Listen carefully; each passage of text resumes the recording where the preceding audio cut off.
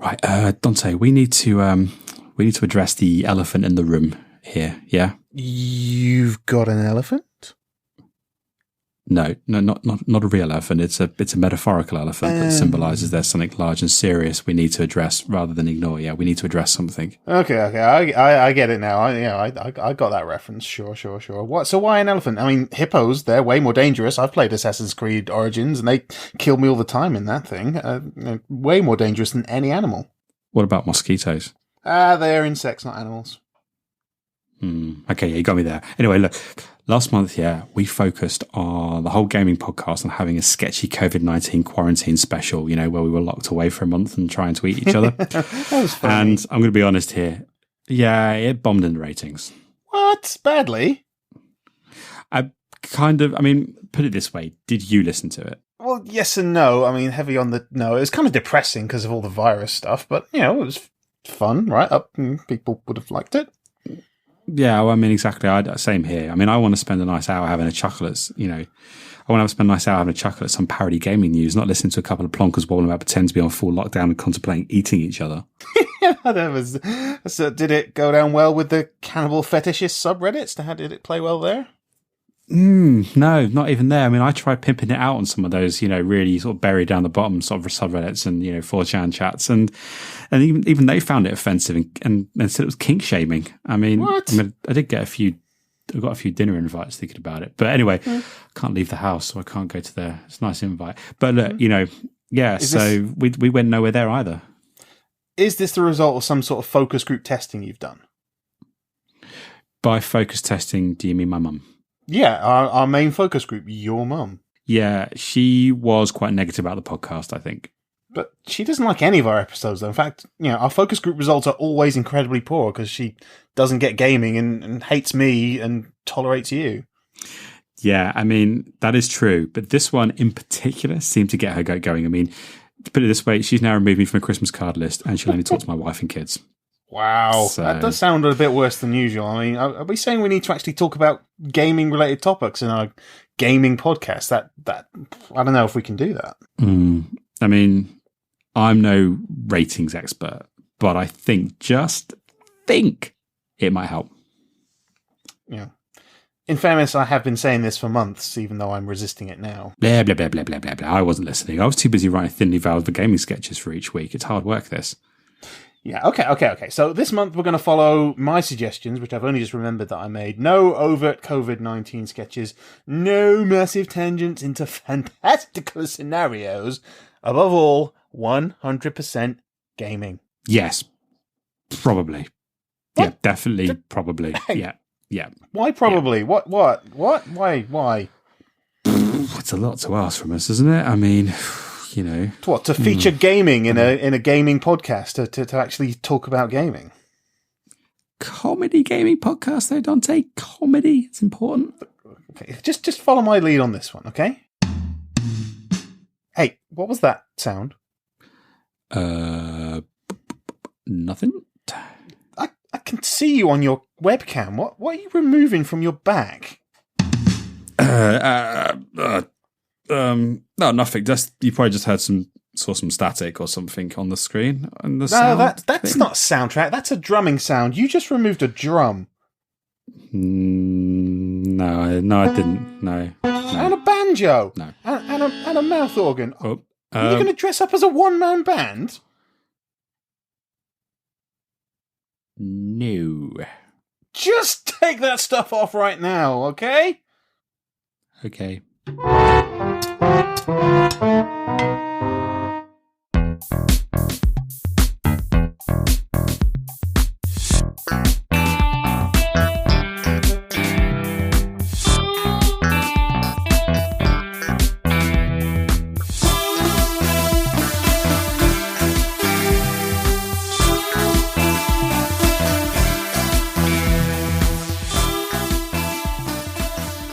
And hello, Jambaggers. Welcome to another edition of the Jambags Comedy Gaming Podcast with myself, Dante Rodriguez. And me, Mr. Rudy Manchego, the co-host. And we have decided that this month we are going to be talking about gaming instead of cannibalism. Isn't that right, Mr. Manchego? Yeah, that's right, I suppose. Yeah. Yeah. Video games. Okay, well, I am feeling peckish, so if you have got, a bit of your other pinky finger left that's not in the Nintendo Power Glove, I wouldn't mind snacking on it, if that's all right. Yeah, it's probably best to do that sooner rather than later. The Power Glove's getting a bit foisty, so I have not cleaned it out since last month's podcast recording. Some might say I didn't actually need to buy a Power Glove for that sketch, but I kind of thought it lent it authenticity. So... Yeah, no, I mean, it's not like anybody sees this on camera or video of any kind, but, you could hear the sound of the Power Glove in the background, and, I think that's made it a worthwhile purchase for you. I'm sure your wife completely agrees. I haven't taken it off. She likes it, thinks it's great. But look, it's gaming. Let's get back on track. It's gaming this month. It's all about gaming, yeah. We're not going to do silly asides for, random sketches. We're going to be serious. It's all about gaming, yeah. Gaming. Serious. Yeah. So we've been working on some more video content. There's some stuff that's going to be released in the very near future. We've got some top 10 videos we've been creating, haven't we? Really? Yeah, I've been working on a top 10 retro game activities for lockdown, just so that people that are into retro gaming, some things that I think you can get up to that's quite fun. I will warn you, it is not safe for work. But everyone's at home, so great. And if you're not at home, it means you've got an important job, and you probably shouldn't be watching tat like us. So don't. No, probably not. No. Is it going to be demonetized before we ever have a chance to sell out with it, though? Is that unsafe for work? Well, I don't want to drop any spoilers, but it does feature some nostalgic figures from the past getting it on in unusual ways. So that's as far as I'm going to go. But I got some odd looks at my wife when I was filming that segment. I'll tell you that for nothing. Anyway, so that's going to go up on the YouTube channel. Yeah, and we're also hoping to revamp the channel a bit as well, do a new intro video, sort of trailer video and stuff like that. So there'll be a few more things to look forward to, possibly by the time this podcast goes out, but if not, shortly afterwards. Yeah, that's cool. So we thought we'd take the opportunity to say hi, all you people out there, all of our Jambaggers, people that listen to us. It's really nice that you keep tuning in, or if this is your first time, thank you for giving us a try. It's something to do during the lockdown. Hope you're all staying safe. Hope you're all being socially distant, like what we've been doing for several years now. Mm-hmm. And thank you to all of those other content creators out there. That if you do listen to us, that's really great to hear. We enjoy your content as well, and let's try and keep each other sane during the rest of these lockdown months. Absolutely. I mean, I think the thing that's kept things kind of more bearable is having a hobby like gaming. I don't want to start crying or anything, but having a hobby like gaming is really great for taking you out of yourself, and being there's a community that springs around it and so much thing to do it. So YouTubers, streamers, other podcasters, even people sort of share their stuff on social media, Instagram, Twitter, etc. Has really lifted our spirits. We've had some really great threads and bands of people on social media. So thank you, and hope you're all doing well, and keep entertaining everyone. And if you can support people that are doing that, do if you can. That'd be great. So, what is the status of our beef with Any Button Gaming? Are we still looking to F those mother bees up? Yeah, well, I mean, it's a difficult one, isn't it? Because for those unaware, we realised we needed an internet beef with someone, so we started one with a gaming website, Any Button Gaming, that do a great sort of set of reviews and news articles. Check those guys out, but don't, because we're having a beef with them. Yeah, no, we don't like them really, except even if the articles are really good and stuff. Yeah, I mean, if we enjoy reading them, and it's on my top bottom up. But what I would say is that we planned, obviously, a huge public showdown that would have. When I say huge public showdown, it was in a very public place, a gaming expo over Easter, and obviously that was cancelled. And really, this isn't the kind of climate where you can start. I don't know if beefs are. This is the right time for a beef. We're all trying to come together as a country, as a global society, really, to combat this common threat. And frankly, going out and shooting down members of a gaming website, which is what we were planning to do, seems a bit arbitrary now. A bit small-minded. Yeah. So I don't know where it leaves the beef, to be honest. Where the postage is at the moment, my gun for shooting them down hasn't come through yet, and I think it might have got stopped in customs anyway. But we could have a socially distant fist fight. I mean, can you do that from more than 6 feet away? Can you have a fist fight? I mean, you can have a fist fight, and I think if you filmed it from a certain angle, like kind of forced perspective, it would. Well, actually, no, it would probably look like a giant beating a midget, but you could make it look like there was a good fist fight going on, but ultimately, no one's, unless you fall over on your own, no one's walking away from that fight a winner. There's no KO, is there? Unless you literally pass out from exhaustion, which is, if it was a hot day, maybe if someone's better hydrated than you, one of you might get exhaustion and pass out for a bit. But that's not medically responsible either, since we don't want to burden the health service. Now, the more we talk about it, the more I can see that there are definitely no winners in that situation. I think it would just be all of us losers together. Yeah, I think losers is probably the opportune word. So yeah, so things are tough, but I think what we decided to do with this podcast as well is to, we do mention obviously lockdown and stuff, but we really are, focusing on the gaming and trying to get some good content out. So hopefully this cheers anyone up that's listening to it at home on their daily one day leave the house exercise routine, whatever that might be. If you are still commuting or driving or at workplaces, hopefully this gives a chuckle to you. Yeah, that's what we're aiming for. A little bit of chuckle or a bit of a giggle, as you'll find out later. Yeah. Okay, so we're going to move on to the news now, yeah? Absolutely. We've got some, things have been quiet, but we've got some real bangers this month. Really have.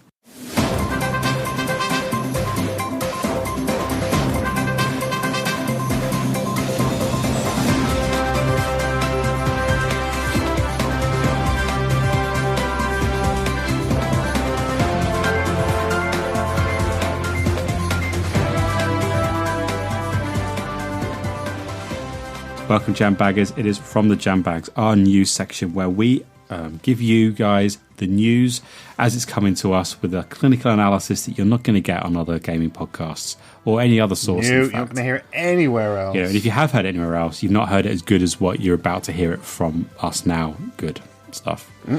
So I'm going to start off with an absolute wallop. I mean, this has rocked the industry. The industry's in lockdown, but The Last of Us Part 2 has had major chunks of it leaked online. I mean... Oh, yeah, Last of Us, that's a game, isn't it? Yeah. So, I mean, it looks like a disgruntled anonymous employee, either ex or current, has shared key story scenes, which is a heavily cinematic game. Plot is a large part of, the appeal of the first game. And it's given away things out of context, it must be said, but lots of detail from the anticipated sequel. A lot of people can put 2 and 2 together and get 12 or whatever the saying is. But Dante, you've not played the game for some God knows reason, but you've never played The Last of Us, have you? I have not yet played The Last of Us, no. I have got a PS4 just to play some of those exclusives, but I'm currently going through Horizon Zero Dawn, and you keep telling me I should do God of War after that, and then maybe get round to The Last of Us. I'll get to it sometime. When the quarantine's over, I suppose. Yeah, I mean, it's a heavily pandemic-related game, I must admit. But since you haven't got to it yet, I feel that, and because we are at the cutting edge of the gaming world, I think that we, as responsible internet journalists of what we are, that I should I should spoil the living shit out of it. So that's what I'm going to do right now. I'm going to go through and give you all the leaks that come out of there, so you don't have to go searching for it online. Okay? So you haven't played it yet. Don't worry about it. You just phase out of this one. So these are the top 10 things I took away after I sifted through all the sport material. Okay, guys, no need to go looking for it online and get in potential trouble. I have done the work for you. So number 1, Ellie is a ghost.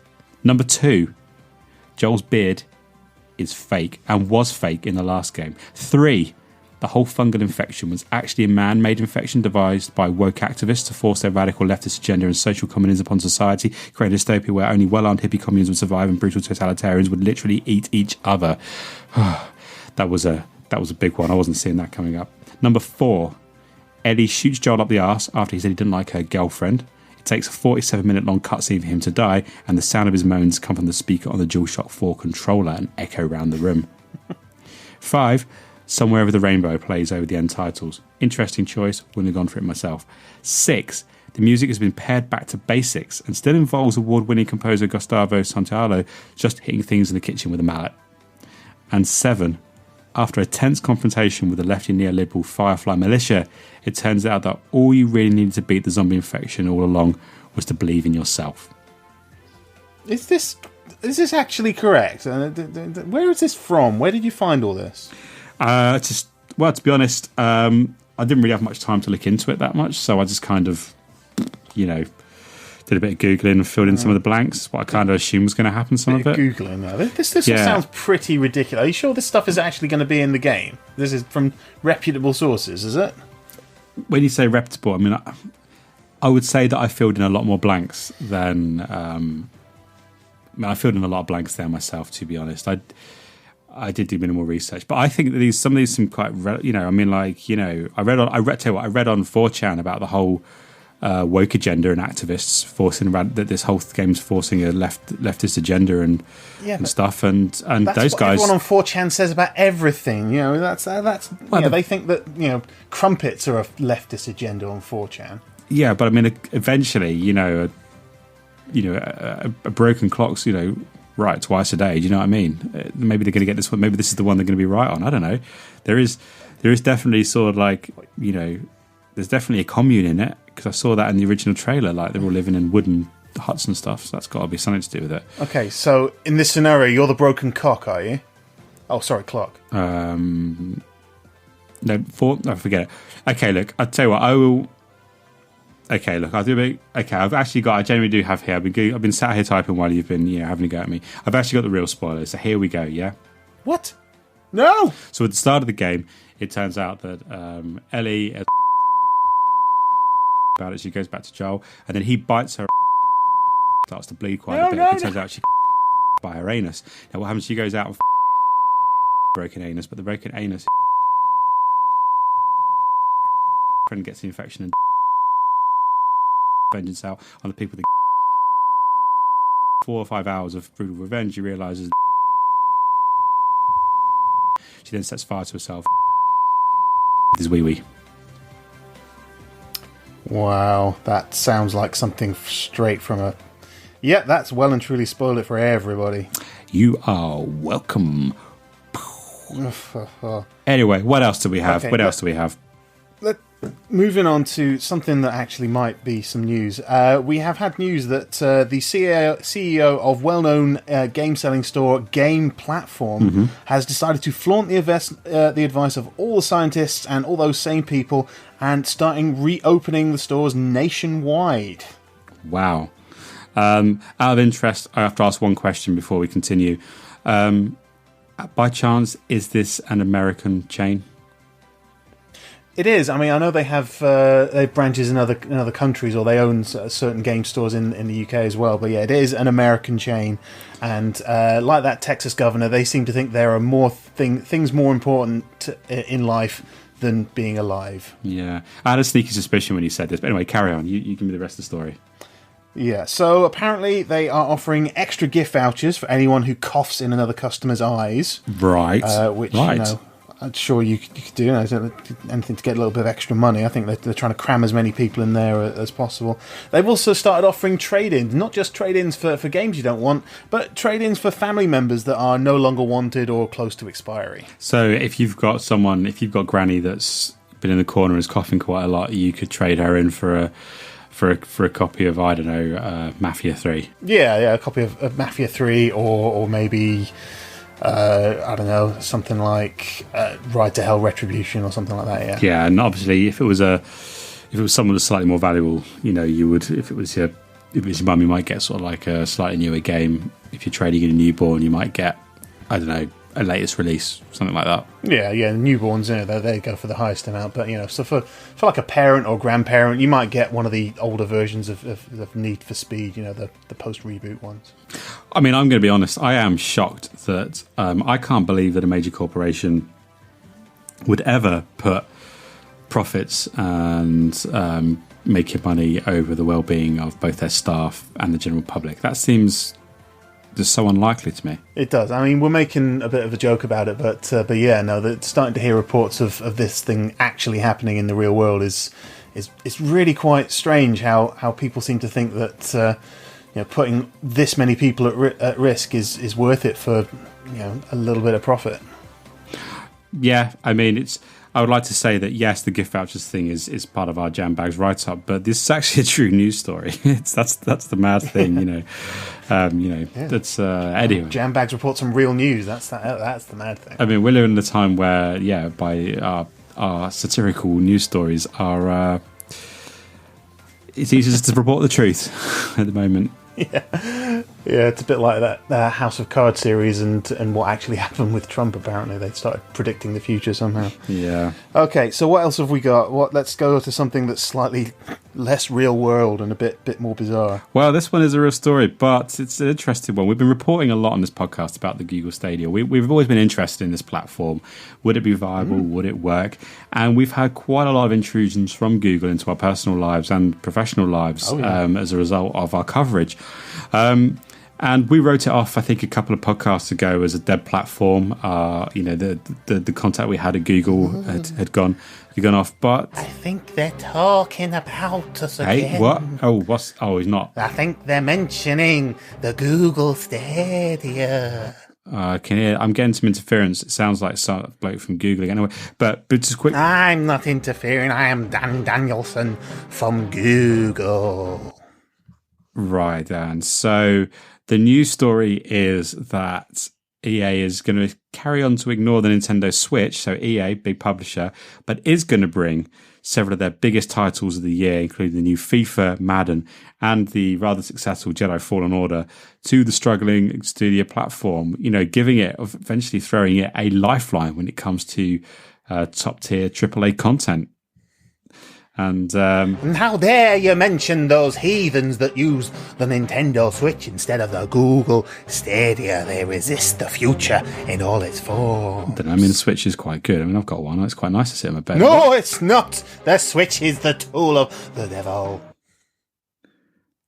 Okay. I'm going to ask, why have you come in my room to tell me this? Because we're supposed to be isolating, and you're kind of in my space. I'm not in anybody. I'm everywhere, and I am nowhere. I am socially distant, and I'm right in your face. Yeah, see, that's my point. That the social distancing thing is that you're not supposed to be in my face. You're not supposed to be in my house because I didn't let you in, but you are now.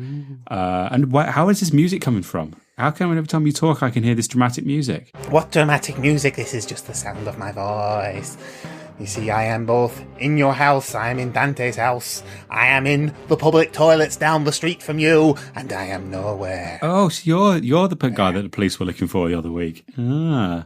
Don't tell the police. Okay. Well, anyway, so that is. Thank you, Dan Danielson. You can please do leave now. You can get that. There you go. A positive news story about the Stadia that they are, in fact. I have already left Rudy Manchego, but I'm still in your face. No, you're still right here, literally in my face. This is totally against what we should be doing. Could you please just bugger off? Look over there, Rudy Manchego, while I bugger off. No. Whew. God. That guy gets everywhere. Yeah. Was he in your house as well? It felt like he was, yeah. He was sort of whispering in my ear. And it's creepy the way Google can do that. I mean, anyway...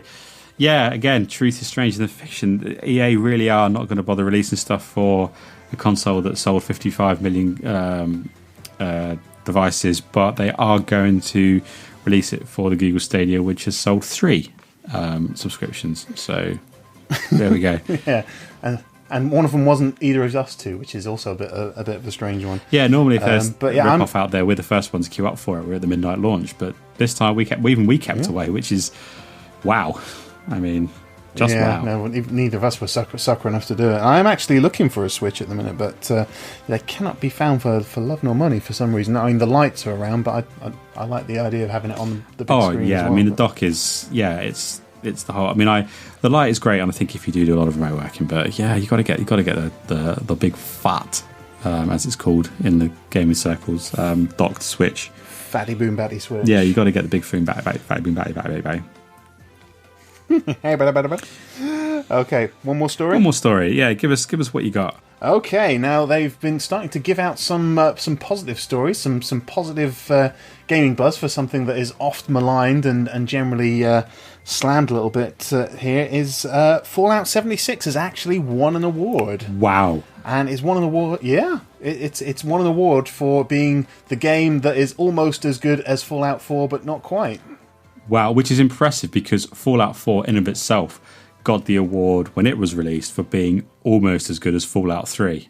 Yeah, yeah, it did. I actually started playing Fallout 4 recently, and I felt that it was almost as good as Fallout 3, Yeah. and nowhere near as good as The Outer Worlds or Fallout New Vegas. And I also believe that Fallout 3 is considered to be not nearly as good as the original Fallout games. So, you know, it's falling in line now with its predecessors. It was the black sheep of the family, wasn't it? But now it's got its own award. Well done, Fallout 76. You finally become playable. Yeah, excellent. It only took 2 years.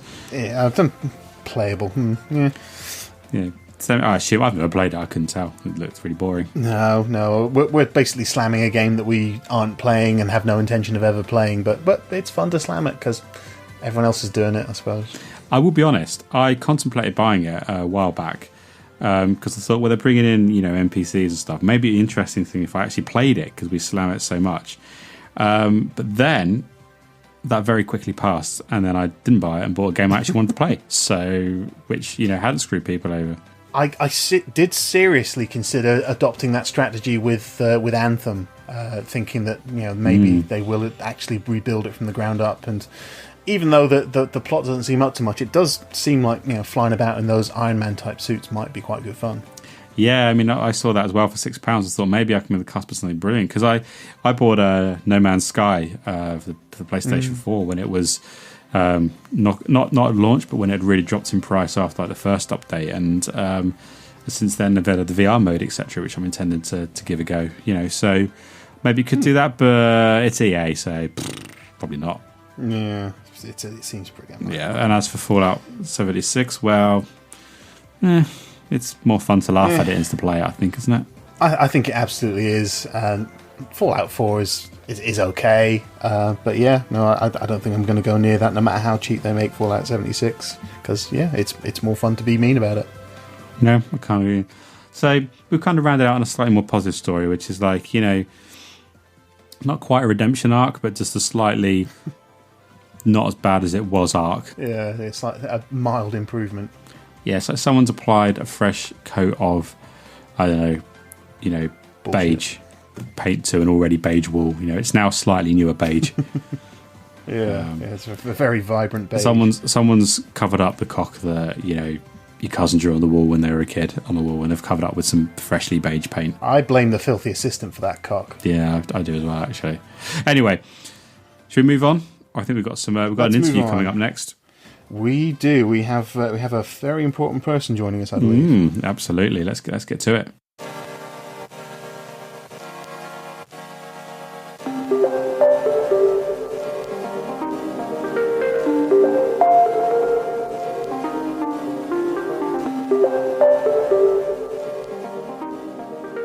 Right, Jambaggers, it is time for our Jammers section, which is what we normally reserve to talk to people who are involved in the industry in some way, or people that are, you know, are lifelong gamers, etc., and their perspective on the industry.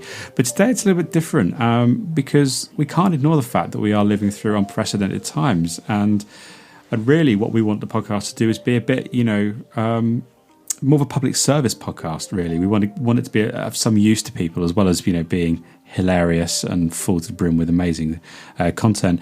We want you guys to walk away, and if there's anything we can do to, you know, make our listeners a little bit safer, a little bit more, you know, aware of what's going on around them, then we want to do. So we were actually contacted by a representative from an organisation that we hadn't heard of before, but, you know, it's fairly newly set up.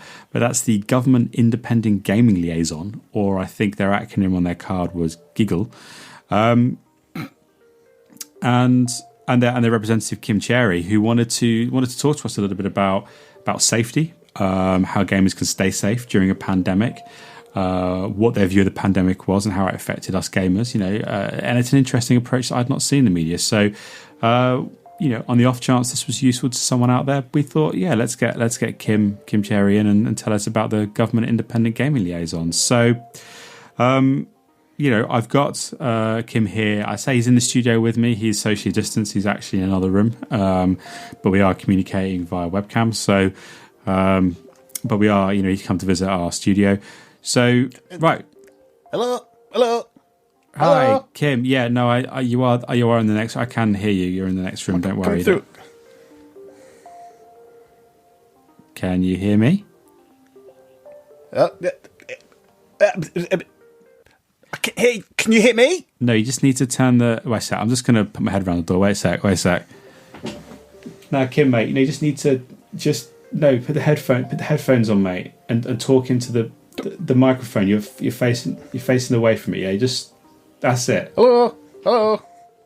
Oh, there. Yeah. Oh, there you are. I can hear you now. Yeah. Hear you. So, right. Have you done many of these interviews before out of interest?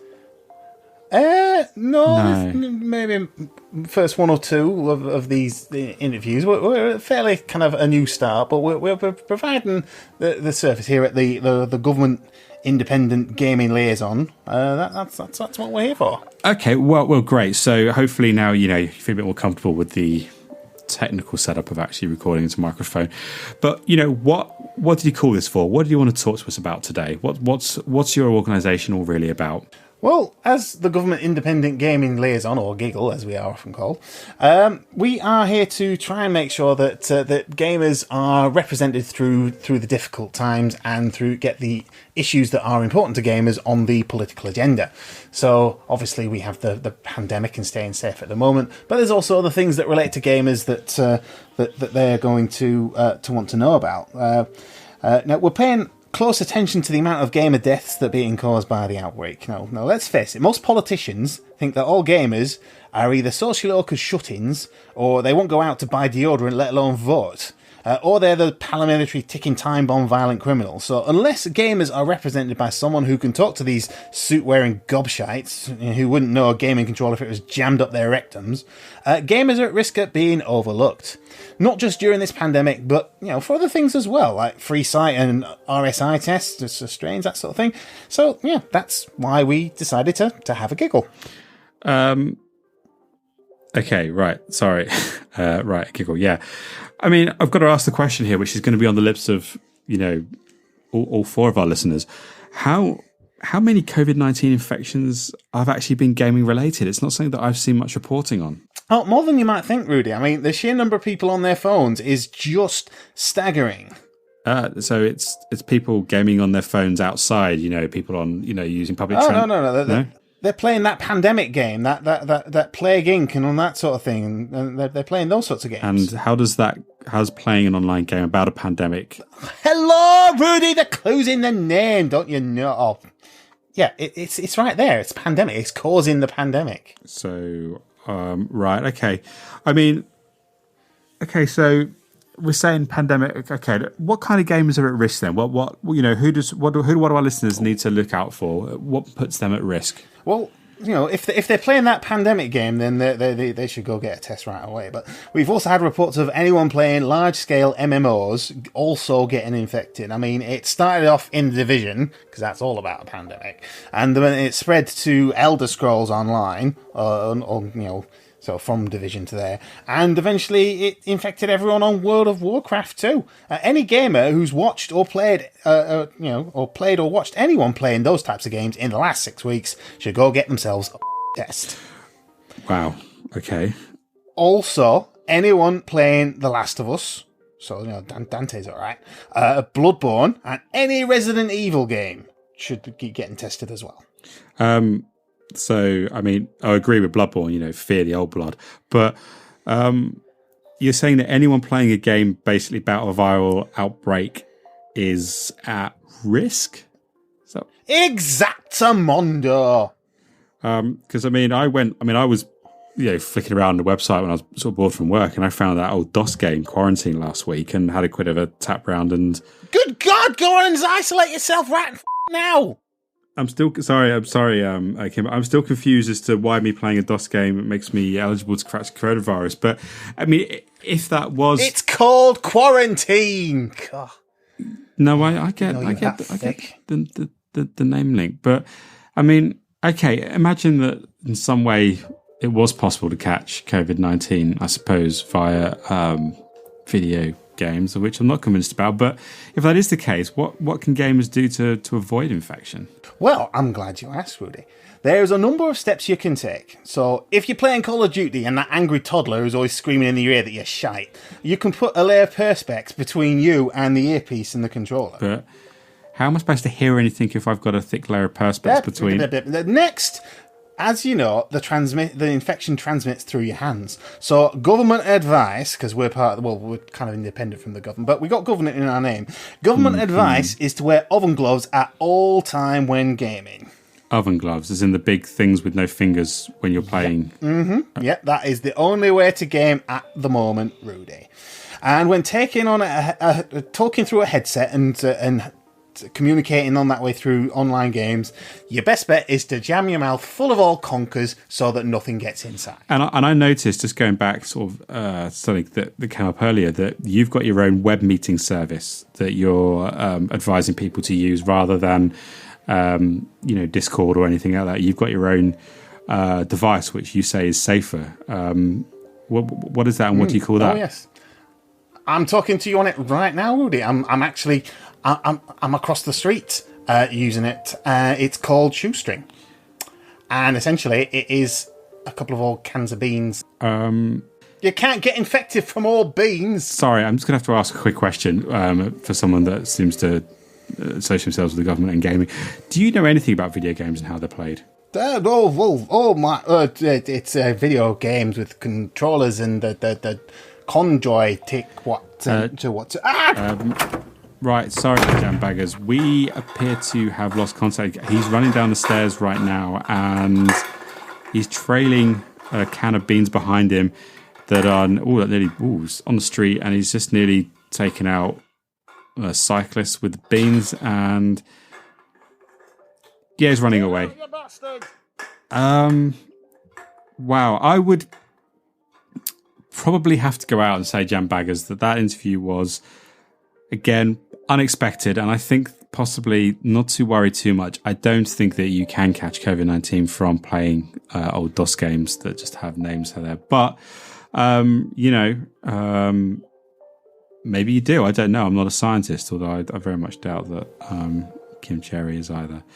So yeah, there you heard it. We're staying at home and playing games doesn't mean you're safe.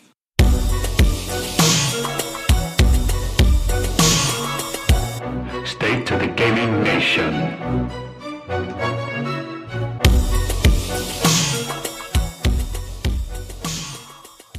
Hello, Jambaggers, and welcome to State of the Gaming Nation. Now, this is where we talk about gaming issues that are up to the minute to do with the news, and in particular, we feel that this is a good time for us to get a bit on the political side with what we're talking about today. Yeah, completely. I mean, I feel that as a gaming podcast, it's our duty to address inequalities in society, particularly where we, the gamers, are getting short shrift here.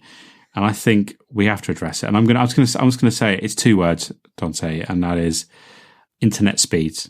Yeah, internet speeds. It's completely unfair the way that both the Xbox Live network and the PlayStation network, they've agreed to limit their game download speeds to help other internet users and general network speeds overall. And we think this is maybe not in the best interest of gamers. Completely, because what they are saying is that so that other people can do what they want to do, gamers have to suffer. And let's put this in perspective, yeah.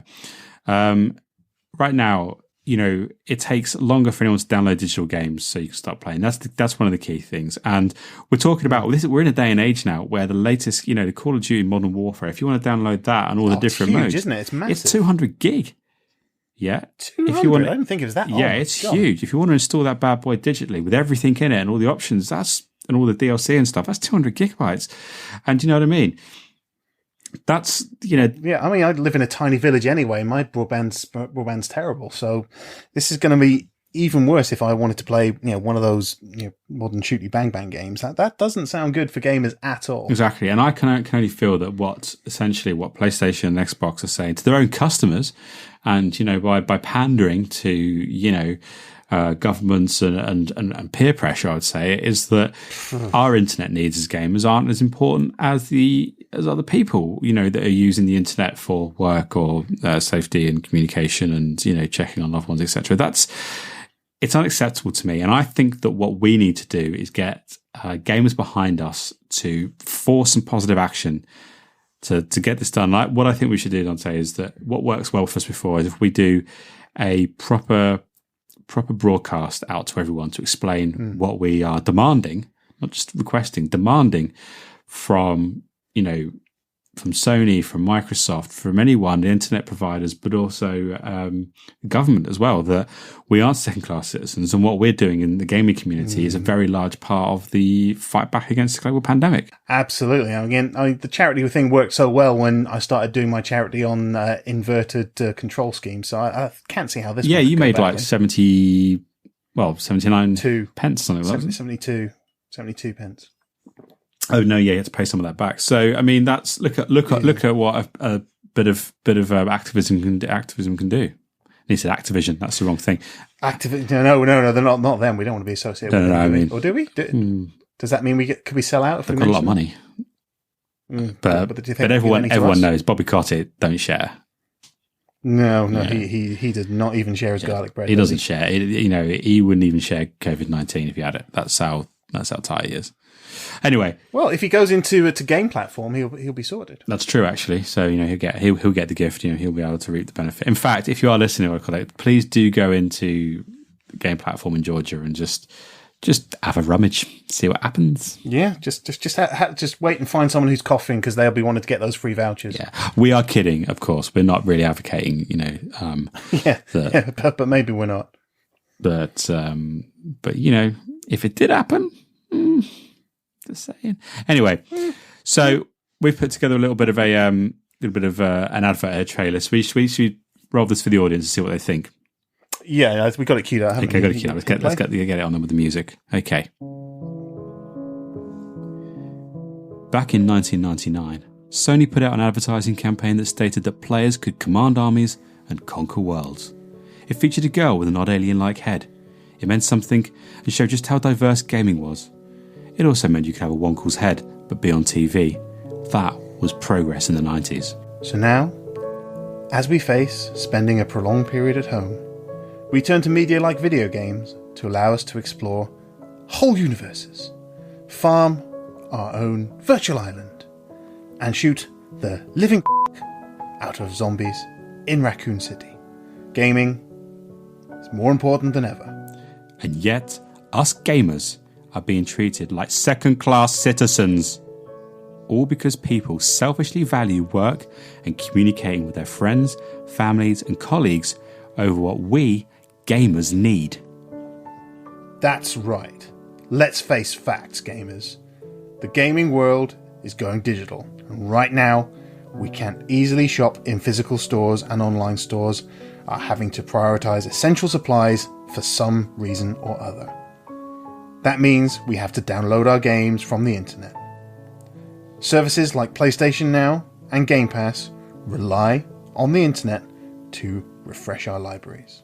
That's true, Dante. And we have to face facts that game downloads and streaming is just getting larger by the second. I mean, The Last of Us Part 2 is going to be 100 gigabytes when it drops in June. I need to play that day one in case the internet spoils it for me. With the current throttling of these gaming networks, that could take me a few more hours to download than it would have done if I hadn't throttled these networks. I can't wait that long, and neither should you. No, neither should I. Neither should any of you gamers out there. These are difficult times. We are gamers, and we need games. We need them quickly. We need to have perfect connection for online gaming, and we need big downloads. We need new content daily, day one patches, updates, and everything for our games. Absolutely. I mean, there's a great sale going on right now. I just got Yakuza 0 on PlayStation for like £8. That's pretty good. Ooh, that's a good deal. I'll have to check that out. Today's gone on sale yet? Don't know. I'll have a quick look for you. Anyway.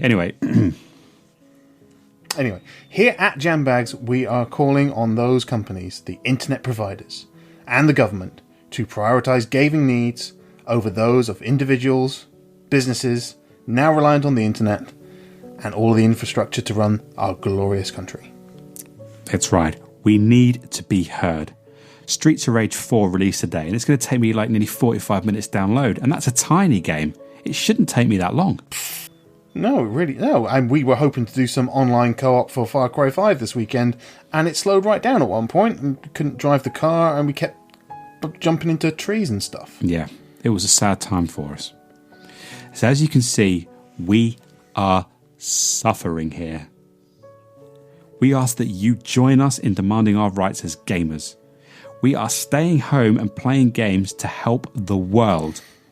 The least the world can do is support us back. So next time you're planning to Skype or Zoom with your friends and lonely relatives, or maybe you accept a video conference call at home, spare a thought for those of us who just bought Terminator Resistance, and it's taking over an hour to download a 17.5 gigabytes of game. Think, is it worth the pain I'm causing Rudy and Dante and some other gamers? Powerful words there, Dante. Powerful words. So everyone needs to do as we say. I want you guys to go out there, petition your MP, petition your local politicians, bombard the companies like Microsoft and Sony and the internet providers, and above all, keep the pressure up, because The Last of Us Part 2 launched in just a month and a half and I really want to play it. Yeah, I might even play that one myself if I can get through the first one first. Yeah. I mean, what do you think, Dante? That was a pretty... it's pretty powerful, don't you think? Yeah. I think that is a message that needs to be heard. I think that's some very in need groups of people, namely you and me, that need to be thought of in society and have gaming needs, and the whole internet to revolve around them. Do you think the message? It would be quiet. So, because I've re-listened to that together. Do you think that perhaps the message is too powerful? Because I don't want people to get that kind of that horrible kind of like disaster porn aspect to it, where you kind of you just bombard people with such horrendousness that they get paralyzed by how hard the world is. It's a bit like watching a comic relief special for like 4 hours on loop. By the end of it, you're just erect. Do you think this is going to affect people too much, or can they handle a strong message like this and the pain and suffering we're going through? I think people will be moved to just the right amount. I think they will stay off their Skype calls with their loved ones. They will stop using the internet completely, so we can download, I don't know, the next patch for The Witcher or something. Yeah, I mean that's really important. I think we've got to tell everyone that this is, there is obviously there isn't enough internet for everyone, and we have to prioritize where it goes. And my argument is, when I phoned up Virgin Broadband before they cut me off, was that I am staying at home right now. I could be out not staying at home, but I am staying at home. We are. And since I am staying at home and I have a pretty hefty backlog and there's a lot of sales going on, I need to play video games. So it has to be done. And it's taking me slightly longer than it was before. So what do they want? They want me to go out there and, go trying to go and to get the virus, spread the virus and stuff like that. Or do they want me staying at home and playing a bit more Smash Brothers Ultimate? I mean, I've got to download the DLC for that. Do you know what I mean? It's a difficult situation that we gamers find ourselves in, and I think we can't really. I think you're right. We can't soften the message. No, I think we need to give this to our good friends at Giggle and get them to take it all the way to the top. Yeah, maybe we'll avoid the Giggle route. Only because... do we think they actually know anybody in government at all? Well, it's also that I'm not sure how to contact them, because when Kim Cherry ran out of the interview, he left half of his can and string in the door because it got snapped. And so now whenever I pick it up, I try talking into it, I don't get any response. So that was the only way I knew how to contact him. So... I know that does leave us out of luck, doesn't it? Anyway, gamers, if you do support this, we'll put this powerful manifesto on social media. Support us, retweet us, share it. Just get the message out there that we can't mess around anymore.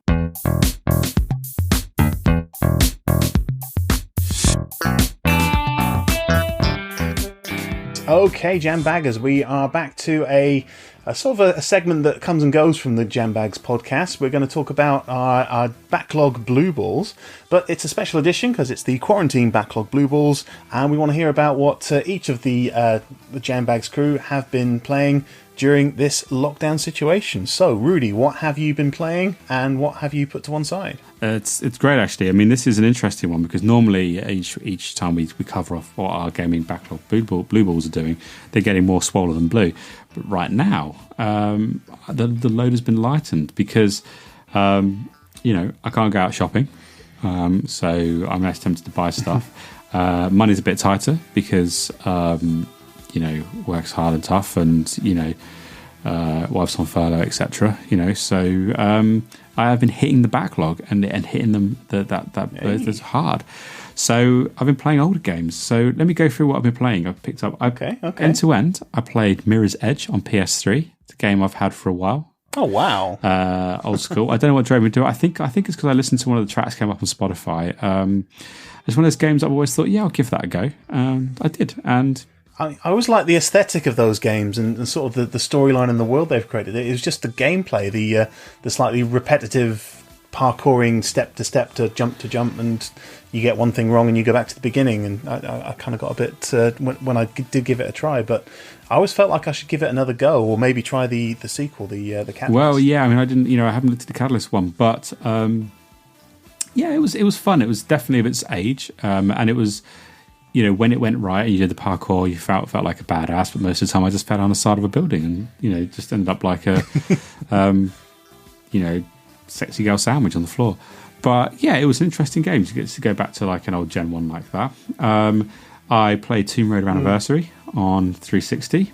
So that's one I hadn't played of that. It's the only one I hadn't played of that trilogy. I'm a big Tomb Raider fan, and I realised I'd never actually played Anniversary before. Played that end to end, and it felt really nice game. It felt oddly nostalgic going back to an old school Tomb Raider, with more climbing mechanics than shooting and killing and feeling angsty, but not really angsty about killing people. So that was cool. I enjoyed that. Yeah, they do that a lot. Yeah, that's cool. And because the new Tomb Raiders, I like the new Tomb Raiders, are quite weird, but I felt everyone was like, "Oh, it's so realistic. It's all about like Lara, and she has to kill the first man because he attacks her." And I was like, "Yeah, that is true. Like the first sort of death, she was wrestle over it, but she does become an unstoppable killing machine minutes after that with no remorse." It seems like it really was just she basically popped the cork on that first one, and just the killing came flowing out of her, with no problem. Where this one, yes, she shot a lot of animals, and there's probably some animal rights elements there that we probably addressed, but that was cool. I've been getting back into my VR, my PSVR. I've been playing. I played some shooty games. So I've played a game called Lethal VR, which is kind of like a cool target practice one. I've been playing Ghost Giant, which is a nice little indie game. I've tried some Wipeout VR, and once I stopped vomiting. I actually quite enjoyed it. It's a good game in VR. It's a good game without VR, but the VR mode is pretty impressive and very, very smooth, if a little bit vomit inducing. And I've also started tackling Metro Last Light. I played Metro 2033. I'm struggling on the Redux on PlayStation. Cool. Yeah, and I'm certain I've played some more games on top of that that I can't. And I played the Ghostbusters game on Switch, which I've had for a while, that I bought in a sale a long time ago and never got around to playing. Yeah, so pretty, and that's just what I've played in the last 4 or 5 weeks. So I've been playing. How about you, Dante? What have you been hitting? Well, I've probably been watching a few more films than I have games lately. What? But I have been getting through some of the games. This is a gaming podcast. Would you like to rephrase that? Oh no, gaming is my life, and it's all I do. I never watch TV unless there's a game on it.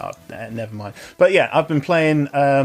Sort of fairly slowly trickling through Horizon Zero Dawn. I'm enjoying it, but I'm kind of getting distracted by other games. Also, again, because I'm mostly sort of viewing media through my Xbox rather than the PlayStation, I then get to the end of whatever I'm watching and think, oh, shall I play something on the Xbox? Oh, it's already on. Why not? I'll just play through some Far Cry 3. Now, I started Far Cry 3 many, many years ago and couldn't really get into it so much. But since then, I've played Far Cry 5, which we've been doing a bit of co-op on, so I'm kind of more in the way of sort of well versed in the way of Far Cry. Just before I played Far Cry 3, though, I went back to another favourite of mine from the series, and that was Far Cry Blood Dragon. Ooh, yeah, that I've never game played is that. absolutely hilarious. You need to. I was going to wait for it to be on sale and maybe gift it to you, because I think it's that good that I think you should definitely play it, because Michael Biehn in the lead role just has this deadpan delivery of these cheesy lines, and it's absolutely fantastic. I won't spoil any here, but you can get YouTube compilations of Rex Power Colt's best lines from Far Cry Blood Dragon. It's weird. That's the character's name.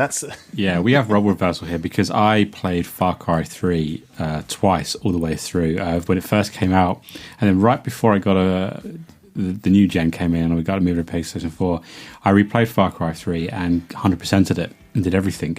So, and yeah, I remember when I first played Far Cry 3 thinking the game was just, it felt so new and refreshing, because I played Far Cry 2.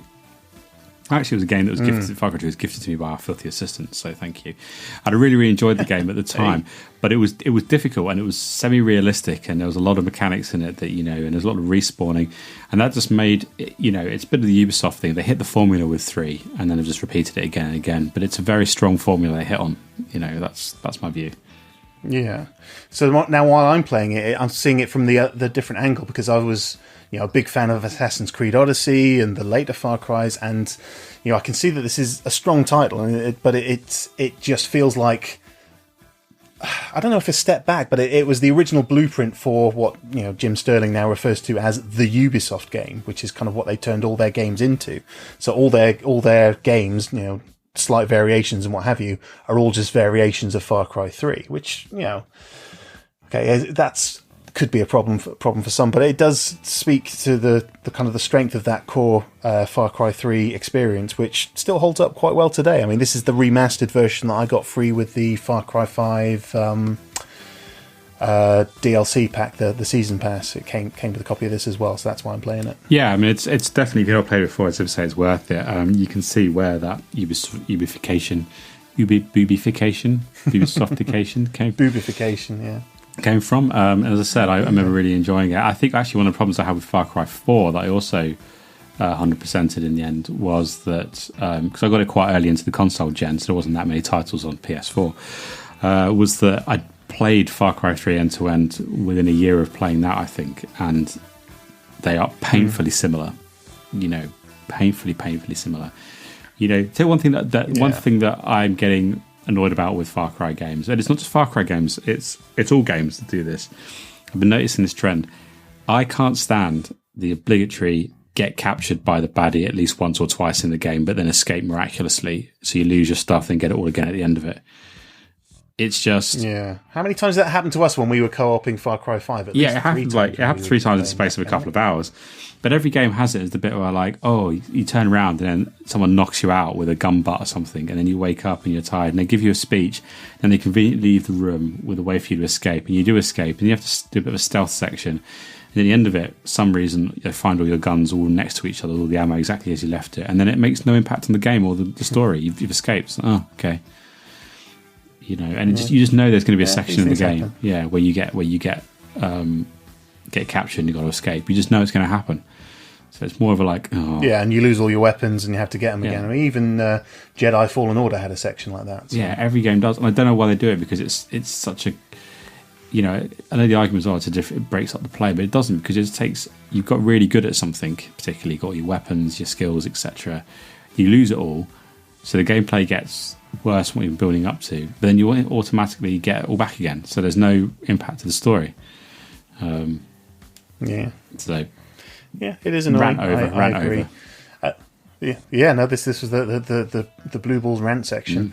Just quickly, just to fill out my bit, because clearly you've played a lot more games than I have over the past month. I downloaded the free copy of Journey that you got from PlayStation Network, and I thoroughly enjoyed playing that. So apparently I'm an indie gamer now. You are? Who would have thunk it? Yeah, and we should try and co-op Journey. Actually, you can you would have to. It's pot luck, but if we went on at the same time, you don't know it's each other, but you can wordlessly communicate and be in the game. I don't think you can select each other in the game, so it might just be luck of the servers. But if we were on at the same time, entering at the same time, we might meet each other in the servers, and you don't co-op, but you can do this journey together, but wordlessly. Well, I was thinking that maybe we should download a copy of The Division 2 each, but apparently that'll give us the virus now. So also, shouldn't do that. Until the government changes position, there's no way I could download that. That's a huge game. That's not that 70, 80 gig. That would take me a week. A week and a half, I think, with local village broadband speeds. All right. I think that's everything we have this week, isn't it? It is. Does wrap it up. So Dante, where can people find us and get in contact with us? Okay, well, if you want to talk to the Jambags Gaming Podcast or listen to us, you can find us on all good podcast outlets. You can find us on Apple Podcasts, Spotify, Simplecast, and I'm sure there's a few others as well. You can get in touch with us through our Facebook site. So you've got the Jambags Facebook page. You can get in touch with that one. You've got the 2 Twitter accounts that are linked to the Jambags hosts. You've got at Jambags_UK, where you can find Rudy Manchego, and at DanSolo96, where you can find Dante Rodriguez. You can also get in touch with us through the Jambags Instagram. That's at Jambags_UK. Not had a great deal on there, so we might try and vamp that up a little bit over the next month. But yeah, that's where you can contact the Instagram account. You can find us on YouTube. We're going to start putting more video content out on YouTube. I know we say that every month, but this month we actually mean it. And what have I forgotten, Rudy? No, I think you got most of it down there. We do put a video upload of this podcast on our YouTube channel, if that is your preferred one, with a nice little background image, so you can hear our wonderful voices via YouTube and leave us a lovely comment. And I would say that if you do happen to listen to us, I know every content creator says this, but if you watch us on YouTube or on Apple or whatever, if you can follow us, leave reviews, leave comments, whichever medium, it makes a massive difference to our listenership. It buoys our personality up. Smack that like button on YouTube if you can. Like and subscribe, as they all say. Yeah, like, subscribe. Just send us gift packages. Inquire after our mums. Perhaps how is your mum, by the way? She's fine. Yeah, it's not bad. It's all right. Dante, you've got an OnlyFans page set up, I think, haven't you? Yeah, I do. I have a GUI Gamer page on OnlyFans. So if you want to see pictures of me and Rudy in compromising situations, then sign up for that. It's like £50 a month. It is, and we, honestly, I've really been surprised because no one has taken us up on this so far. And we put a lot it's very, very into those photo shoots. But hey, never mind. We do put a lot of effort in, and there's a lot of emotional scarring. So I was hoping that it was going to pay off slightly better than that. Yeah, I've been showering a lot more since then, and not in a good way, like in the kind of in the corner crying kind of way, several times a day, which is difficult when I'm doing the children's bath time. But hey.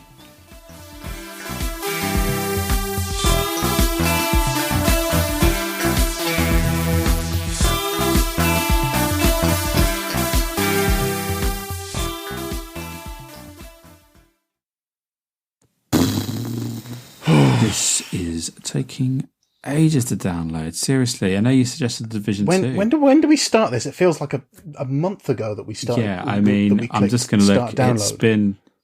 Yeah, we have been downloading Division 2 for 40 minutes, and it's only 45% of the way through. This is... What? The government needs to change this. We need Unacceptable. our campaign needs to work, because I am not spending more... I mean, that's 40 minutes so far for us to we're just kind of sat... I mean, not just sat here, but, If it takes, like 2 hours, that's 2 hours we're not going to get back. Exactly. Who's compensating us for that? I mean, what are you doing right now while you're waiting? I mean, it's not like I can do anything at all while technically I'm streaming Avengers Endgame in 4K from Disney Plus, but Yeah, well, I mean, obviously you've got to do something. I mean, that's can't help with that. I mean, I'm watching YouTube while uploading 4,000 photos from my phone to iCloud, because it's a bit of housekeeping. I must get that done at the same time. And I'm on house party with all my work buddies as well. I mean, that's just obviously that's happening as well. Well, yeah, obviously you got to talk to your buddies at the same time, haven't you? And at the same time, I'm mixing, editing, and downloading some software packages as well for work. But does all this time I'm spending on chat roulette, does that count? Well, I mean, have you got the cam on? Sometimes, yeah, I mean, a little bit. I mean, it's pointing at a space behind me. I'm not actually on it. It's these are essential things we have to do, and that's why the government needs to change its plan. It's ridiculous that through no fault of our own, it's taken ages to download Division 2. 47% now. Jeez, this is bad. You know what? I'm gonna go put some Spotify on and possibly start downloading season 3 of Westworld.